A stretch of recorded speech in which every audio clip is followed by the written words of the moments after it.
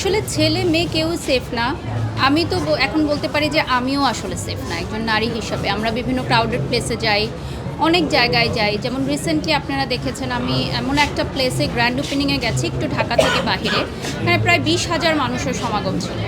So ওখানে আমরা কেউ সেফ ফিল করিনি এবং আমাদের সাথে যে বডিগার্ডরা ছিল তারাও সারেন্ডার করেছে যে না, আমরা সিকিউরিটি আর দিতে পারছি না, এত পরিমাণ ক্রাউড, দেশের পরিস্থিতি যেই সিচুয়েশানে।